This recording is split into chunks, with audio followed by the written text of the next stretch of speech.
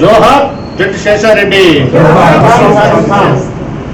ఇప్పుడు అందరూ నివాళులర్పించవలసిందిగా కోరుతున్నాం. శేషారెడ్డి గారి గురించి 4 మాటలు రామచంద్ర.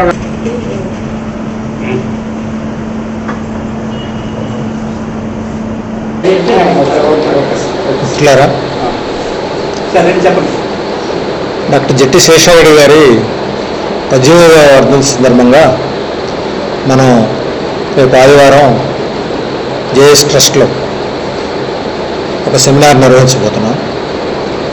ఈ సెమినార్కి ఒక 2 అంశాలను ప్రధానంగా మనం దృష్టిలో ఉంచుకొని సెమినార్ నిర్వహిస్తున్నాం.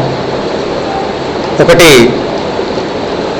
వికసిత భారత్ భ్రమలు వాస్తవాలు అనే అంశం మీద శ్రీ పరకాల ప్రభాకర్ గారు, ప్రముఖ ఆర్థిక రాజకీయ విశ్లేషకులు, ఆయన ఈ అంశం మీద ఉపన్యసిస్తారు.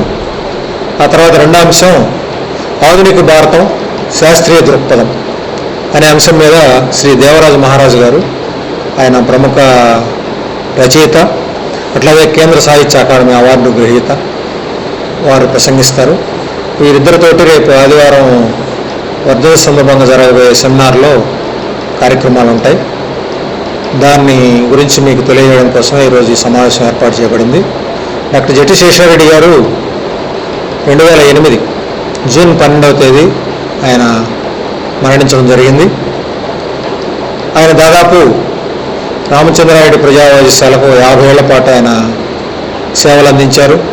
హాస్పిటల్ యొక్క అభివృద్ధిలో ఆయన ప్రధానమైన పాత్ర పోషించారు. ఈరోజు ఇంతమంది ప్రజలకి, ముఖ్యంగా నెల్లూరు, చిత్తూరు, కడప, ఒంగోలు జిల్లా ప్రజానీకానికి అందరికి కూడా ఈరోజు ప్రజా వైద్యశాల అందుబాటులో ఉందంటే అది ముఖ్యంగా శేషారెడ్డి గారు చేసిన కృషి, దాని అంచెలంచెలుగా దాని అభివృద్ధికి ఆయన తోడ్పాటు అందించడమే ప్రధాన కారణంగా మనం చెప్పుకోవచ్చు.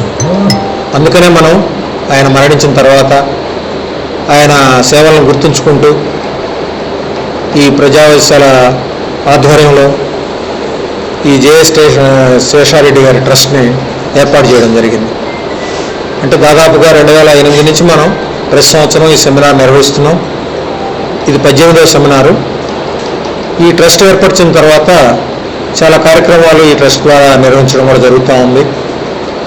ముఖ్యంగా ఒక కోఆపరేటివ్ ట్రస్ట్ స్టోర్ని ఒకదాన్ని మనం ఈ ట్రస్ట్ ఆధ్వర్యంలోనే ఇక్కడ నిర్వహిస్తున్నాం.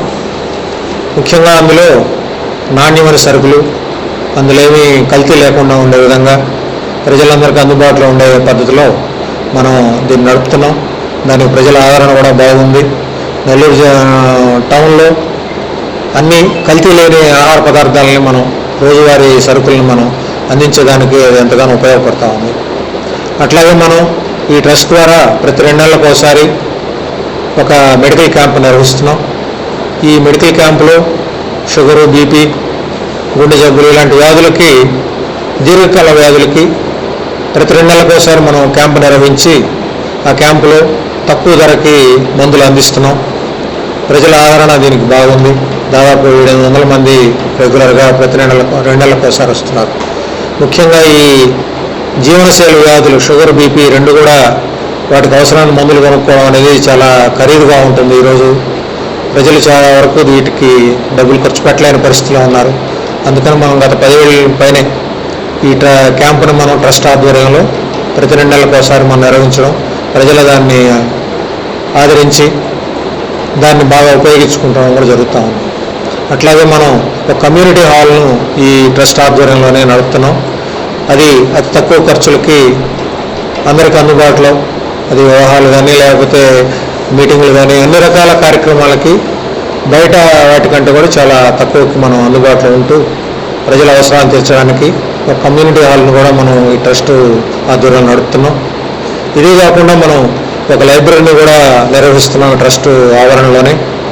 అట్లాగే ఇంతకుముందు మహిళలకు కుట్టు శిక్షణ కేంద్రాన్ని కూడా మనం నిర్వహించాం.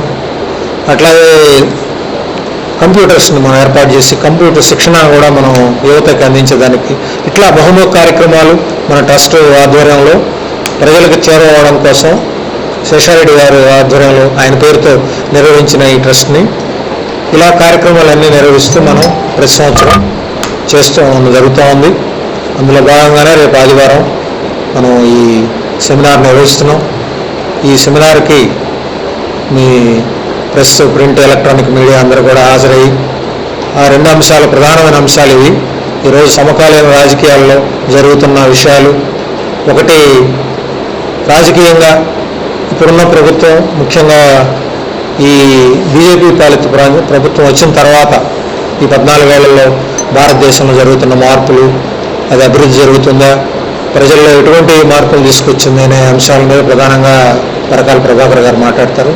అట్లాగే దేవరాజు మహారాజు గారు భారతదేశం ఆధునికంగా చాలా అభివృద్ధి పదాల్లో ముందుకెళ్ళినప్పటికీ ఎన్నో విషయాలు మనం బాగా వెనుకబడిన పరిస్థితి మనకు ఇంకా కూడా కనిపిస్తూ ఉంది. శాస్త్రీయ దృక్పథం లోపించడం, ప్రజల్లో ఒకవైపు మన రాజ్యాంగంలో రాసుకున్న ప్రకారం శాస్త్రీయ దృక్పథంతో ప్రజలందరినీ నడిపించాల్సిన ప్రభుత్వాలే మూఢనమ్మకాలతో అశాస్త్రీయ విషయాలను బోధిస్తూ చివరికి సైన్స్ కాంగ్రెస్ను కూడా చాలా ఫాస్ట్గా దాన్ని తయారు చేసేసి అక్కడ కూడా శాస్త్రీయ విషయాల యొక్క ప్రాధాన్యతను తగ్గించేస్తూ ఉన్న పరిస్థితి ఈరోజు మనం చూస్తున్నాం. ఇట్లాంటి విషయాలన్నీ కూడా దేవరాజు మహారాజు గారు బాగా చక్కగా వివరిస్తారు ఆయన. సో ఈ 2 అంశాల మీద ఉంటుంది కాబట్టి ఆ కార్యక్రమం మీరు కూడా కవర్ చేసి దాన్ని జయప్రదం చేయవలసిందిగా ఈ సందర్భంగా మిమ్మల్ని కోరుతున్నాను.